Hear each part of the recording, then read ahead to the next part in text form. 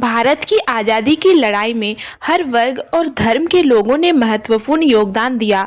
मुसलमानों का योगदान इस संघर्ष का एक अभिन्न और प्रेरणादायक हिस्सा है। उन्होंने अपने जीवन, ज्ञान और संघर्षों से स्वतंत्रता आंदोलन को एक नया रूप और दिशा दी। यहाँ कुछ प्रमुख मुस्लिम नेताओं और उनके योगदान का विस्तार से वर्णन किया गया है। पहला, यूसुफ मेहर अली। यूसुफ मेहर अली का नाम भारत के स्वतंत्रता संग्राम के इतिहास में स्वर्ण अक्षरों में दर्ज है। भारत छोड़ो आंदोलन 1942 के दौरान अंग्रेजों भारत छोड़ो का नारा उन्हीं ने दिया था। उन्होंने 1928 में साइमन कमीशन के विरोध में साइमन गो बैक का नारा भी दिया था। यूसुफ मेहर अली न केवल स्वतंत्रता सेनानी थे, बल्कि समाजवादी विचारधारा के प्रमुख समर्थक भी थे। वे बॉम्बे के मेयर भी रहे और कई बार जेल गए, जहां उन्होंने आंदोलन के लिए रचनात्मक विचार तैयार किए।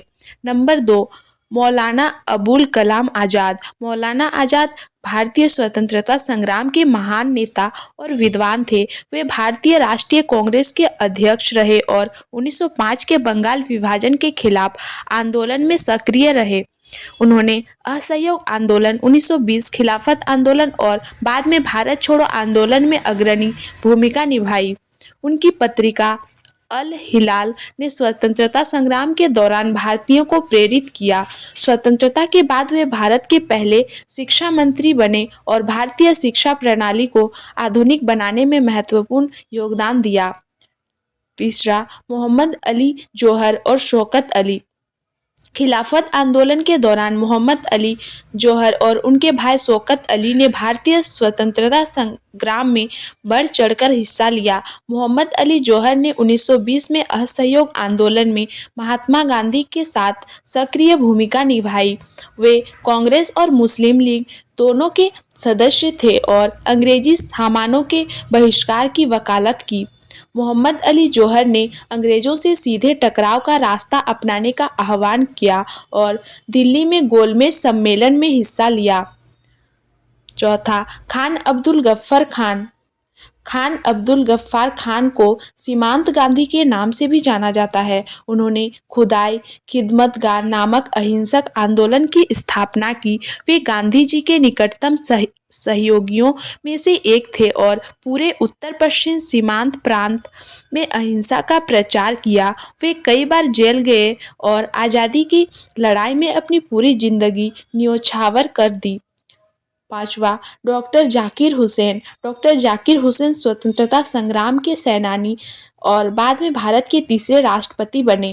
वे अलीगढ़ मुस्लिम विश्वविद्यालय के कुलपति रहे और भारतीय शिक्षा प्रणाली के सुधार में महत्वपूर्ण भूमिका निभाई। उन्होंने महात्मा गांधी के साथ बुनियादी शिक्षा के विचार को लागू करने में मदद की। छठा, असफ अली और अरुणा आसफ अली। असफ अली और उनकी पत्नी अरुणा आसफ अली दोनों ही आज़ादी के आंदोलन में सक्रिय रहे। असफ अली ने 1922 के चौरी चौरा कांड के बाद गांधी जी का समर्थन किया। अरुणा आसफ अली ने भारत छोड़ो आंदोलन के दौरान 1942 में तिरंगा फहराया, जिसे अंग्रेजी शासन ने राजद्रोह माना। सातवां, रफ़ी अहमद किदवई। रफ़ी अहमद किदवई भारतीय स्वतंत्रता संग्राम के एक और प्रमुख नेता थे। उन्होंने सिविल नाफरमानी आंदोलन में भाग लिया और कई बार जेल गए। स्वतंत्रता के बाद वे नेहरू मंत्रिमंडल में मंत्री बने और भारतीय डाक सेवाओं में सुधार किया। आठवां, टीपू सुल्तान। स्वतंत्रता के पहले योद्धा। हालांकि टीपू सुल्तान का योगदान 18वीं शताब्दी में रहा, लेकिन उन्हें भारत के पहले स्वतंत्रता सेनानियों में से एक माना जाता है। उन्होंने ब्रिटिश ईस्ट इंडिया कंपनी के खिलाफ कई युद्ध लड़े और अंतिम सांस तक संघर्ष किया। मुसलमानों का सामूहिक योगदान। खिलाफत आंदोलन में लाखों मुसलमान शामिल हुए, जिसने गांधी जी के असहयोग आंदोलन को समर्थन दिया। स्वदेशी आंदोलन के दौरान अंग्रेजी वस्त्रों और अन्य उत्पादों को बहिष्कार करने में मुस्लिम नेताओं ने महत्वपूर्ण भूमिका निभाई। मुसलमानों ने खुद को बलिदान करने में पीछे नहीं हटे। अनेक मुस्लिम स्वतंत्रता सेनानी अंग्रेजों के हाथों शहीद हुए। भारत की आज़ादी की लड़ाई में मुसलमानों का योगदान हर स्तर पर स्पष्ट रूप से दिखाई देता है।